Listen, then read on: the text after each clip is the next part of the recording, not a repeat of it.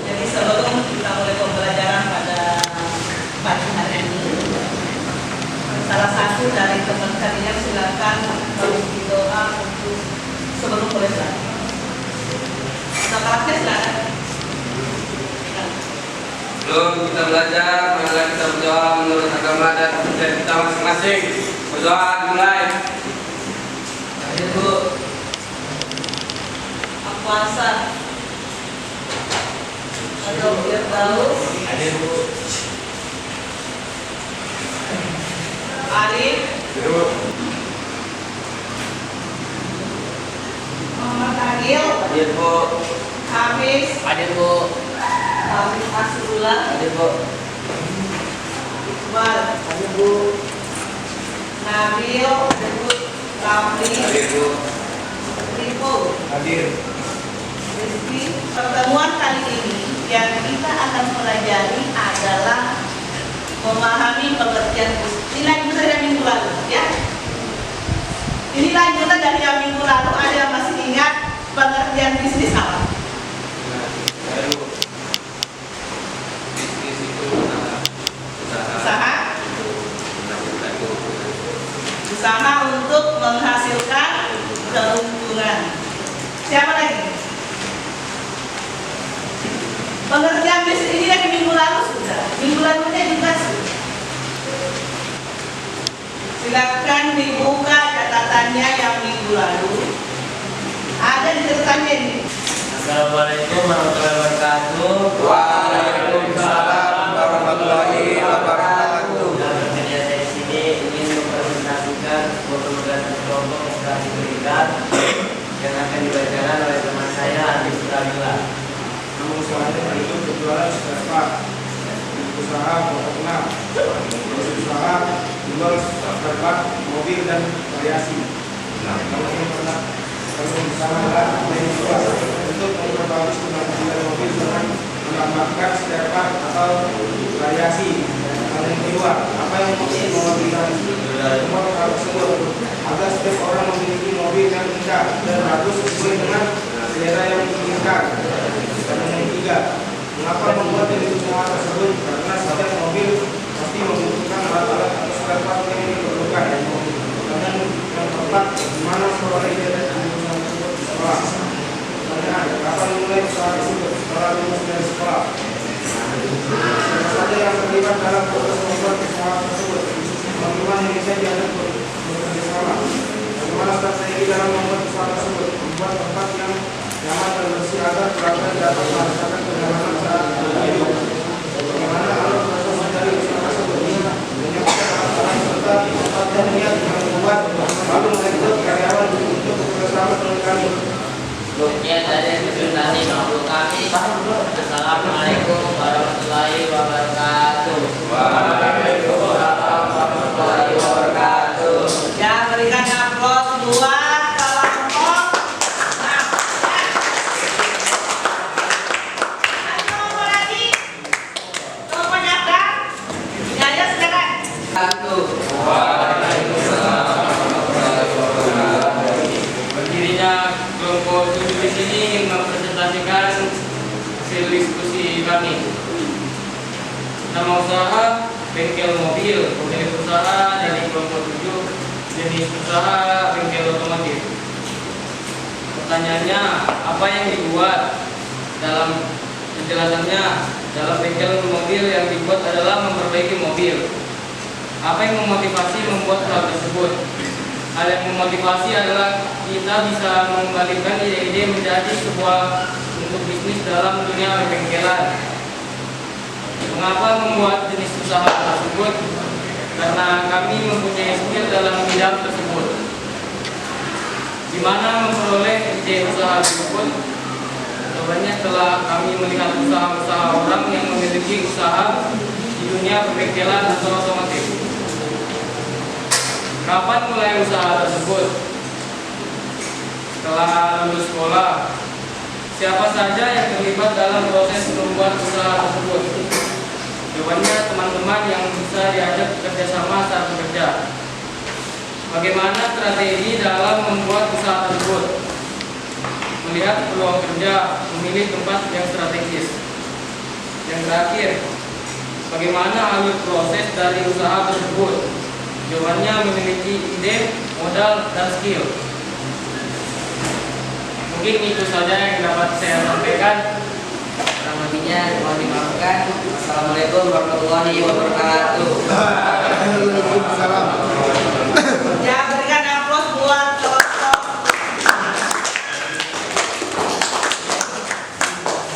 Ya,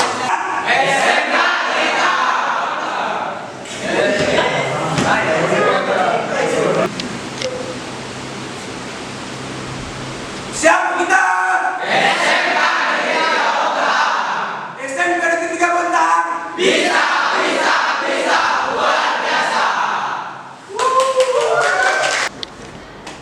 Baik, selamat siang Bunas. ya selamat siang Pak. Gimana tadi perasaannya setelah kita supervisi pembelajaran dengan metode coaching itu namanya?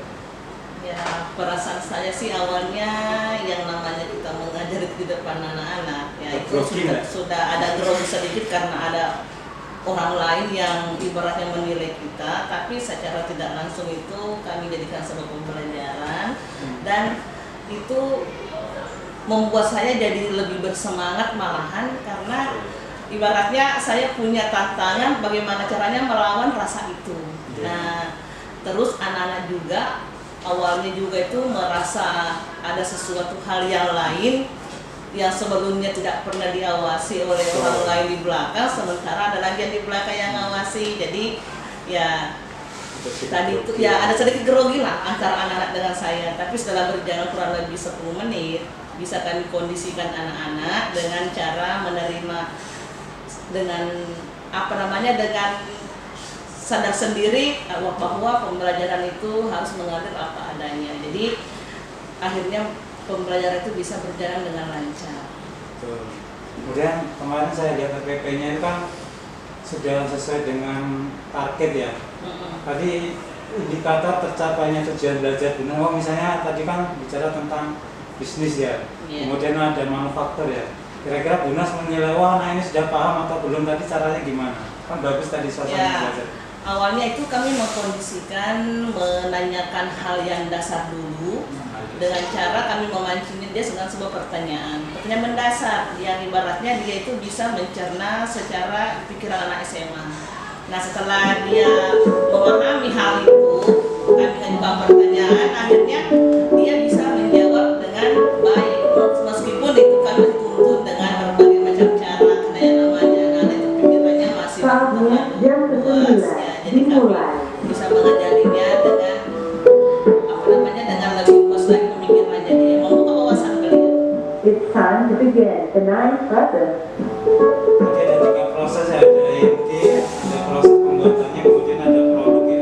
Iya. Jadi saya amati itu dibuat berkelompok kan siswa ya tadinya pemalu berani tanya temennya. Kemudian dari hasil presentasi tadi kan siswa kan ada 2 kelompok yang tadi. Iya. Ini pendapatnya itu gimana tadi kan sudah pada PD ya tadi. Ya, tadi tuh awalnya sebenarnya itu berkelompok itu kami hanya sistem aja, tidak ada yang kami kenal. Jadi secara tiba-tiba saja itu kelompok muncul.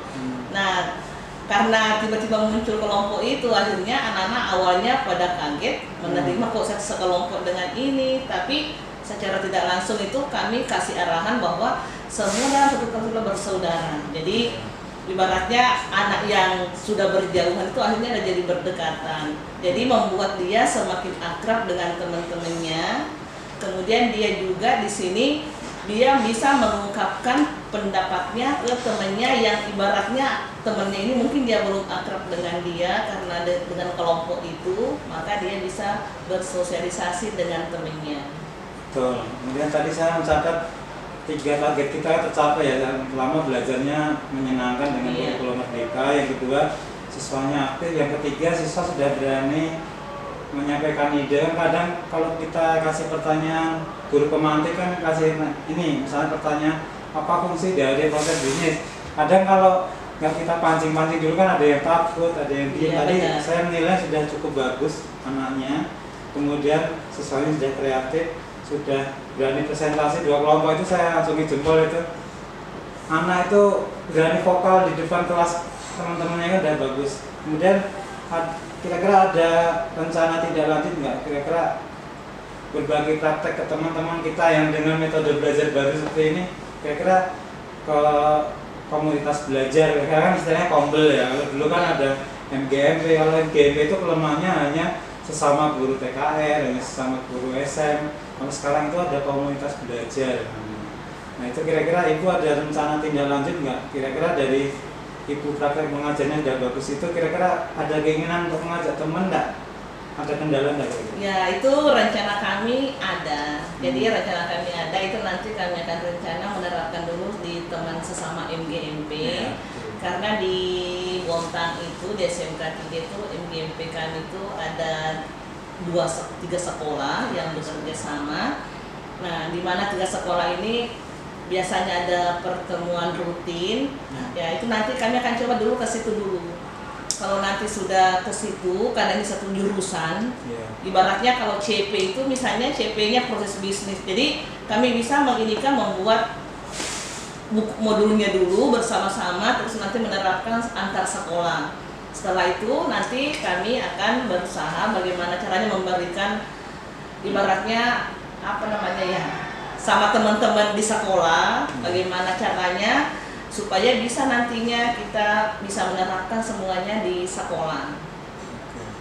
Baik Bu, terima kasih atas kolaborasinya tadi ya, kita sudah berhasil ada observasi, sekarang kita sudah pasca observasi, jadi beberapa catatan saya sudah bagus lah. Jadi cara belajar kita dan teman-teman sebelumnya sudah banyak menuju ke GSM ya, gerakan sekolah menyenangkan, kurikulum merdeka. Jadi anak-anak sudah banyak yang aktif.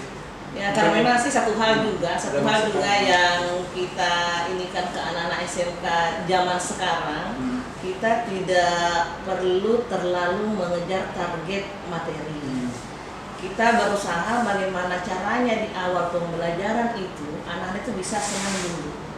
Karena kalau anak-anak sudah tidak senang sama pembelajaran, sama kita, sama penampilan kita di awal, itu bagaimanapun caranya kita menjelaskan ke anak itu nggak bisa. Jadi kalau kami sendiri sudah mulai menerapkan sejak ini mulai kelas 10 sekarang, itu kalau masuk di kelas tidak langsung masuk ke materi, tapi bagaimana caranya melihat, mengamati siswanya dulu. Ini perasaannya anaknya dulu gimana, kami kadang nanya, tadi malam yang tidur tengah malam siapa?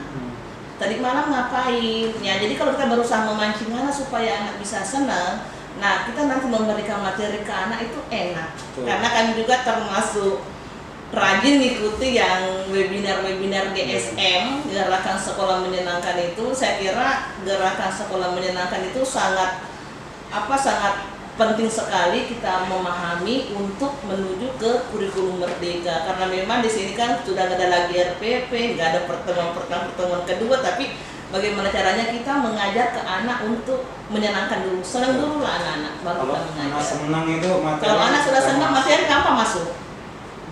Materi bisa kok didapat dari Google. Kita misalnya kita anukan ke Google, cari linknya, besoknya kita kasih materi lagi, itu gampang dia cerna. Betul, dengan menanyakan kabar anak, perasaan hobinya anak. Betul, kita berusaha menyadarkan dia. Iya benar. Kesadaran diri, nah dia yang ngalamun, jadi fokus kembali. Iya. Pentingnya kesadaran diri, kemudian tadi ada kemampuan berrelasi tercapai, kemudian kolaborasi dan kerjasama timnya bagus. Yang terakhir saya sangat terkesan yang presentasinya tadi cukup bagus. Nah itu tadi yang presentasi sebetulnya itu nggak pernah saya lakukan presentasi seatur seperti itu. Jadi ibaratnya tidak ada persiapan, tidak ada janjian. Tiba-tiba saya suruh kamu nanti presentasi ya. Kamu nanti yang baca, kamu yang membuka, kamu yang membaca. Oh iya Bu, aman, saya membaca. Padahal ini sebetulnya ini tidak bisa ngomong sebenarnya. Kalau saya mengajarnya seperti biasa aja, tapi karena mungkin berkelompok, mungkin dia ada persaingan antar kelompok. Ini dalam hal persaingan antar kelompok yang positif. Nah itu kami tadi senang sebenarnya juga. Iya. Mungkin itu Bu, terima kasih banyak. Mungkin nanti mudah-mudahan apa yang sudah kita awali ini nanti bisa kita imbaskan ke Iya, benar. teman-teman ya. Ya itu tadi kita harus satu frekuensi dulu, kemudian ke teman-teman kita yang nyaman dulu. Iya, yang nyaman Kalau dulu. itu sudah, ya paradigma mengajar yang lama kita berubah yang ke gerakan sekolah menyenangkan, ada komunitas belajar itu intinya meningkatkan tujuan dan suasana belajar yang menyenangkan di kelas. Targetnya yang TGP kan kita diajari kayak gitu tuh. Pokoknya dibuat nyaman, senang dan berpusat pada Iya. siswa. Jadi tidak serta-merta kita masuk ke dalam Iya. kelas, absen, Iya. masuk ke materi. Iya. Ya itu kalau kami itu sudah mulai tahun ini kami sudah nggak ini kan, jadi kami cukup absen pun kami tidak menggunakan absen, kami gunakan slide. Iya. Jadi kami gunakan slide itu jadi anak-anak kelihatan, oh saya sudah sekian alfanya, Oh, iya. saya ulangan harian dapat sekian. Jadi itu Oh. merupakan motivasi yang baik bahwa kok teman saya kuning semua ya, kok saya ada alfa ya, kok jelas sekali dilihat. Nah itu salah satu trik saya dan itu kami lihat dari gerakan sekolah menyenangkan itu seperti itu. Jadi kami contoh kalau absen itu ternyata kita harus pakai warna, nilai pakai warna. Jadi kelihatan oh yang biru, yang merah ini. Kalau tidak tuntas merah. Jadi memang itu sekarang kami absen yang dibagikan itu kami tidak pakai, tapi kami pakai yang ya itu ada slide. Oke, Bu, terima kasih. Mungkin cukup sampai sini ya, nanti pokoknya terima kasih lah, nanti kita sering kolaborasi. Iya, sama-sama. Baik, selamat siang Pak Adi. Tadi saya sudah mengamati untuk pasca observasi. Ya. Ada beberapa hal yang saya catat di sini terkait dengan pandangan dari saya. Yang pertama tadi Pak Ladi sebagai coach itu sudah membawa coachingnya yaitu Bu Nas untuk menyampaikan perasaannya pada saat pembelajaran selama pembelajaran tadi seperti apa. Kemudian yang kedua, coach juga sudah menyampaikan tujuan pasca observasi itu untuk apa dilakukan, sehingga coachingnya bisa menceritakan bahwasanya tadi untuk menyenangkan siswa itu adalah dengan memancing pertanyaan di awal-awal gitu. Kemudian yang ketiga, coach Pak Ladi sebagai coach itu sudah mengajak Bu Nas sebagai coachingnya menggali lebih dalam keberhasilan pembelajaran yang ada di dalam kelas. Jadi sudah Bapak menggali kepada Bu Nas sehingga Bu Nas bisa menceritakan. Kemudian yang keempat tadi ada beberapa catatan dari saya, mungkin Bapak sedikit saya juga biasanya juga kadang lupa sih Pak. Kita tuh sering menggunakan kata kira-kira. Oh, Nah, mungkin ya, mungkin kira-kira. Iya. Jadi ada beberapa mungkin karena tadi apa ya gugup gitu atau kebiasaan, jadi ada 5 atau 6 kali tadi Bapak. Kira-kira ya gitu. Bisa digunakan dengan kata lain gitu. Oh, iya. Terus yang terakhir saya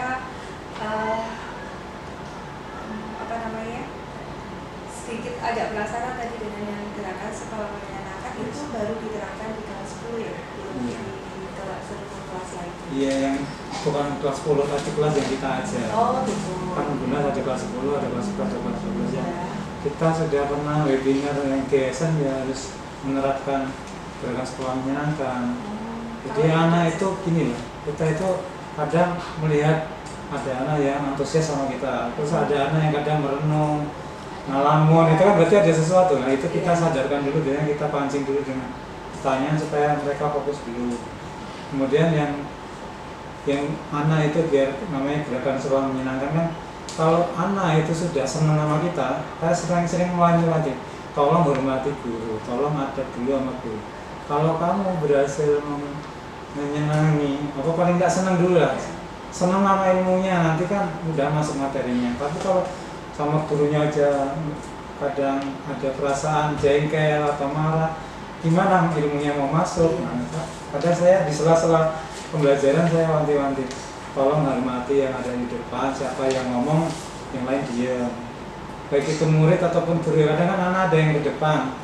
Kalau anak sih kadang ilmunya kurang di menengah bawah kan kadang kurang dihargai. Iya. Tapi kalau anak yang berprestasi 10 besar kan kadang mereka perkataannya pun didengar, mungkin seperti itu Bu. Iya. Nah terakhir tadi sudah mengaitkan pembelajaran hari ini dengan rencana tindak lanjut coaching kedepannya di pertemuan selanjutnya. selanjutnya. Yang pertama itu dari membuat akan menerapkan di pertemuan selanjutnya. Yang kedua itu akan berbagi praktik baik kepada mas yang ada di sekolah. Itu sih yang saya catat tadi. Terima kasih Pak Ladi. Sama-sama. Terima kasih atas masukannya. Saya perbaiki juga lagi. kepada ibu guru yang sudah menyempatkan waktunya. Iya. Sama-sama. Siap, sudah. Oke, pada saat PPDB itu kan ada dilema etikanya begini. Secara nilai, kadang kan dia nggak masuk ya. Tapi karena dia bina lingkungan, punya kartu sakti ya, misalnya kartu Guardian itu kan dia dapat tambahan bobot itu kan dari segi dilema etika kan perasaan mengalahkan orang yang berprestasi ya kadang. Kadang dia dapat privilege atau penambahan bobot. Nah, kita melihat seperti itu kan ada dilema etika sama dilema aturan kan. Dan secara aturan, secara ranking dia nggak bisa, tapi karena ada penambahan bina lingkungan, ya mau nggak mau kan kita harus terima ya, karena mager sari lah. Kan lingkungan kita harus kita terima, mengesampingkan prestasi-prestasi yang lain. Kadang ada kecemburuan juga sama anak. Nilai saya tertinggi kok kalah sama yang kayak gitu. Kadang. Iya betul Pak. Nada itu sudah di-share ya pengumuman kan. Kalau ini sama atau tidak ya kalau di SMA atau SMK. Kadang sudah di-share bahwa yang bina lingkungan itu waktunya sekian sampai sekian. Orang itu kadang nggak memperhatikan waktu. Nah tiba-tiba nanti itu sudah lewat, ganti rekrutmen yang lain, lewat yang jalur nilai, muncul lagi loh. Rumah saya kan di sini. Nah ya gitu kan. Biasanya kalau di SMP begitu sih Pak. Apakah sama gitu? Ya sama. Ada yang mendaftar di menit-menit atau detik terakhir pasang strategi. Ya, padahal rumahnya beberapa meter aja dari kita. Nah, kadang-kadang itu yang membuat kita itu ada dilemanya. Itu kalau dengan aturan ya. Tapi bagaimana itu kalau sudah dari atas ya kita ikutin. Yang kedua, apa hal yang menurut Pak Ladi masih perlu dikembangkan atau perlu dievaluasi? Yang perlu dievaluasi mungkin kadang aturan, juknis itu perlu ditegaskan lagi. Kan kita dipasang di papan pengumuman itu.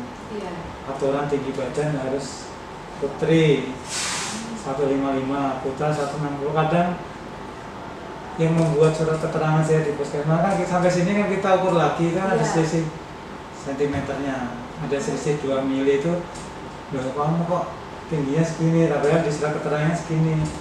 Nah mungkin dia ada tidak jujuran seperti itu. Nah mungkin itu yang perlu dipertegas, juknis sama aturan yang di PPDB-nya.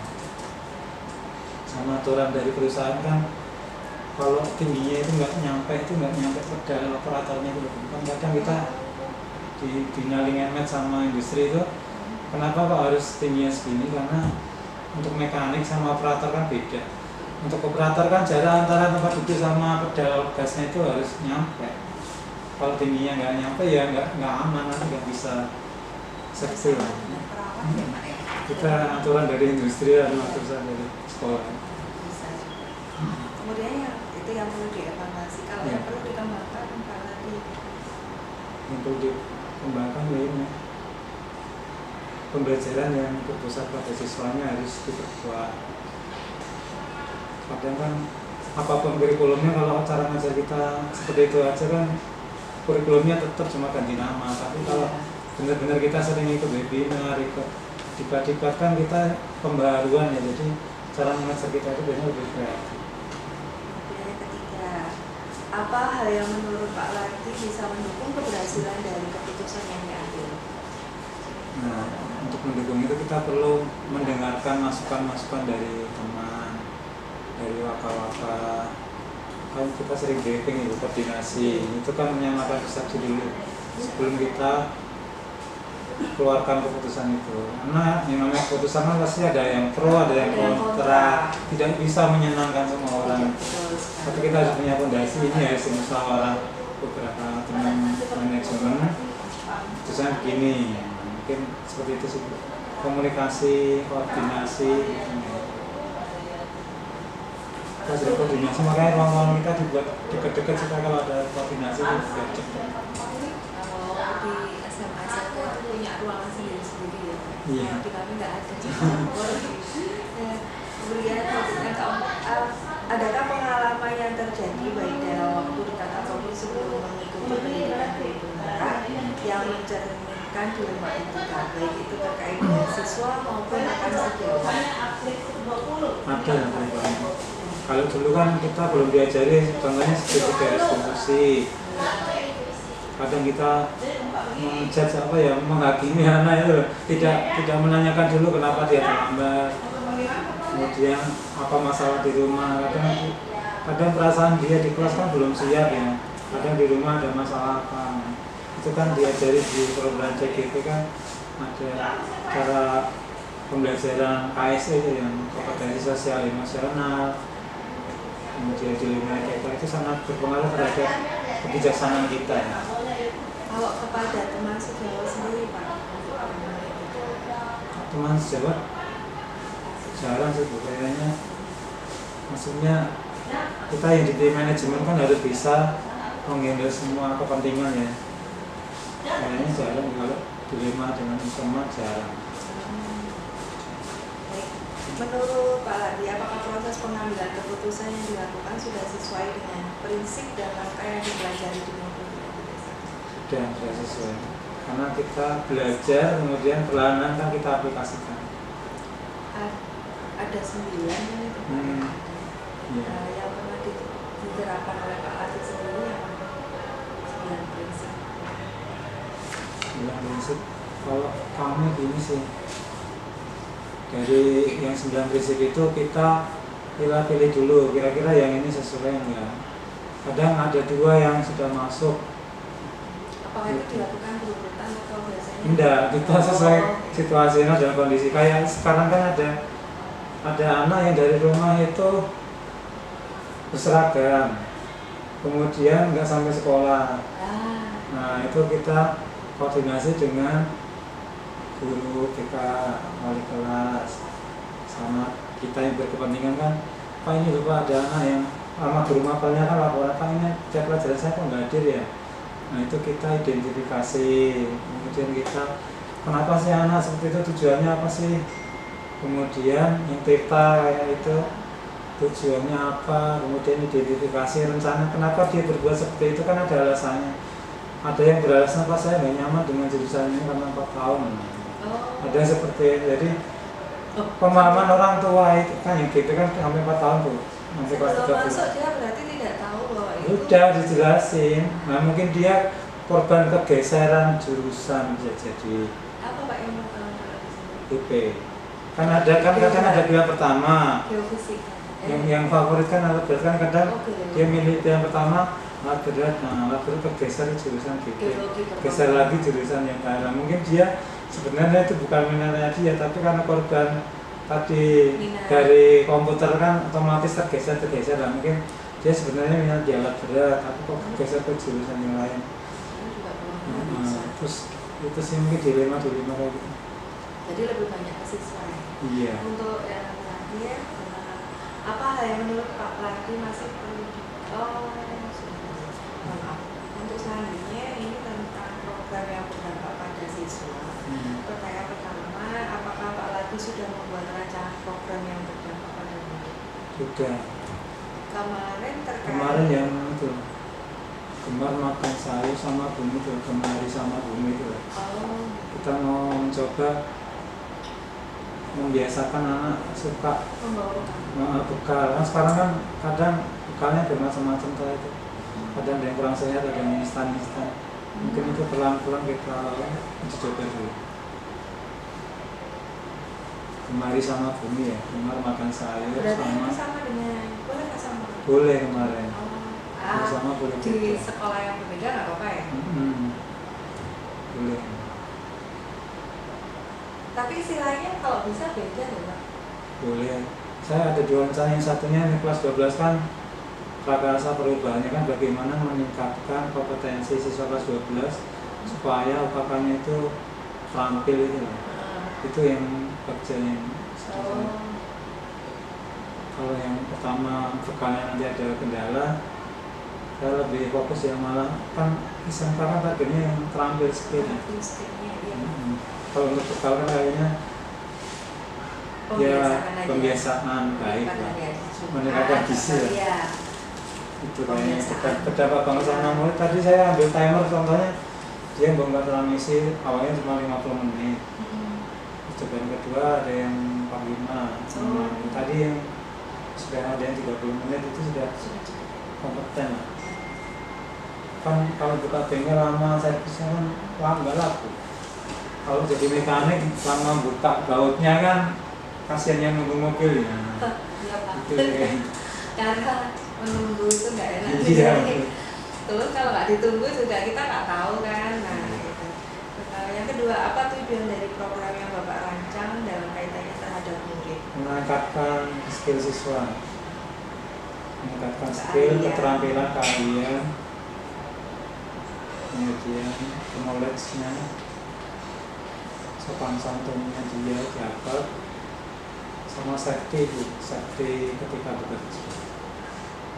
Nah ini nanti yang akan Bapak tampilkan di video kecil. Oh berarti yang Ini kan karena berkaitan dengan Babja ya.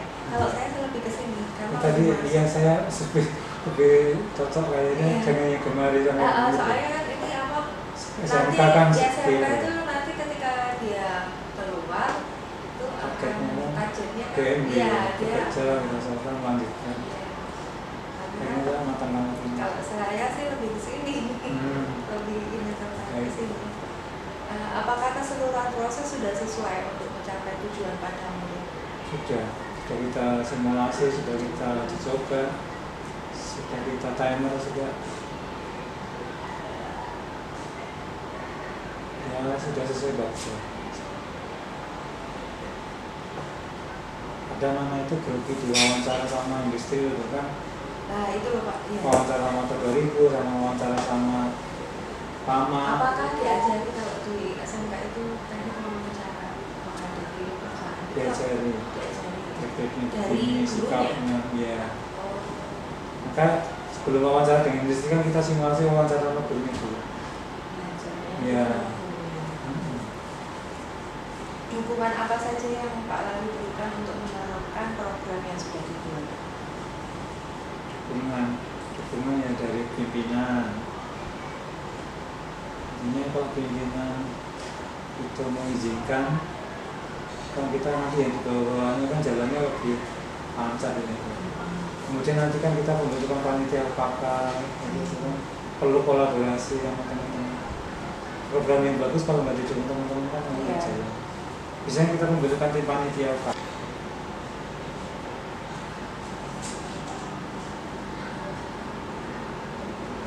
Apa yang menjadi tantangan Pak Ladi dalam melaksanakan rancangan program yang sudah dibuat? Rancangannya ini mungkin kesibukan teman-teman karena dia tidak hanya ngajar, tapi punya tugas lain seperti yang input aplikasi Tetra, ada yang belanja bahan, ada yang ini kayak report, ini kayak input barang, aset. Kita itu satu toko tapi ada beberapa jabatan yang lekat. Itu mungkin kendalanya. Kadang pembagian waktu. Malah di luar jam mengajarnya ya. Betul, lebih berat itu memang. Lebih berat yang tugas tambahan ya. Betul. Itu dia. Kita ada satu toko tapi banyak tupoksi lain yang sama-sama penting sebenarnya. Maka kita kan dari rumah kadang punya plan. Tadi kan kayak saya tadi pagi tahu dari jam segini, benar. Jam segini di workshop. Jam segini. Nah ini tadi kan ada yang di luar meleset sedikit karena ada tugas guru yang lomba. Sementara dia WA-nya kan nggak tahu kondisi kita lagi ngapain kan. Mungkin itu sih Bu, kadang di luar kendali kayak gitu kan. Mohon maaf tadi kita molor waktunya. Iya, enggak apa-apa. Yang mungkin Ibu ada izin jam 2? Enggak apa-apa, nanti di aja, ikutin YouTube-nya aja. Oh iya sudah. Iya. Yang terakhir, apa yang Pak Ladi lakukan untuk menghadapi tantangan tersebut? Pertama kita koordinasi di grup. Kita koordinasi di grup, kemudian nanti kita sharing pembagian tugas. Kan kadang kita Ya semua kan kita bisa handle, nanti yang acara ini yang handle ini, acara ini yang handle ini. Ini pembagian. Ya kolaborasi lah, jangan dikerjain sendiri ya, gitu. Mungkin itu Apa mengatas. bisa dengan diberikan jadwal gitu? Pembagian jadwal. Yang kita dan bagi jadwal tiket kantor pun kadang ada kendala, ada yang sakit, ada yang berutak caklat, Iya. bensinnya naik. Karena menghadapi anak sekarang itu harus Setelah dengan iya. apa ya Pak ya? Di satu sisi kita Jangan terlalu tegas, jangan terlalu yang menyesuaikan. Terlalu keras dia patah. Iya. Terlalu enggak kita nggak dihargai. Ya. Yang terakhir ini terkait dengan perkembangan komunitas praktisi. Pak Radli sudah merintis komunitas praktisi Ada. atau di luar gitu ya? Di intern sekolah dulu. Oh, di internal sekolah.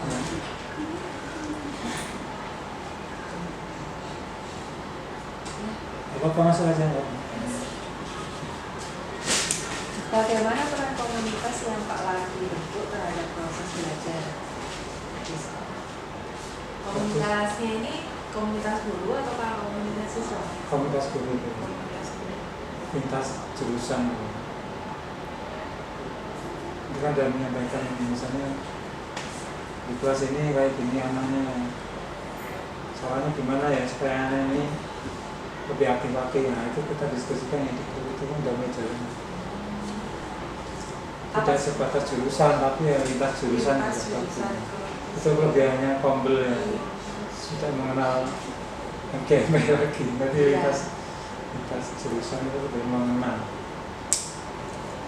Apa saja perubahan menyenangkan yang Pak Radli alami dari rekan di komunitas praktisi yang Bapak terlibat? Ya itu kita saling bertukar strategi belajar, cara pembelajaran, cara handle siswa.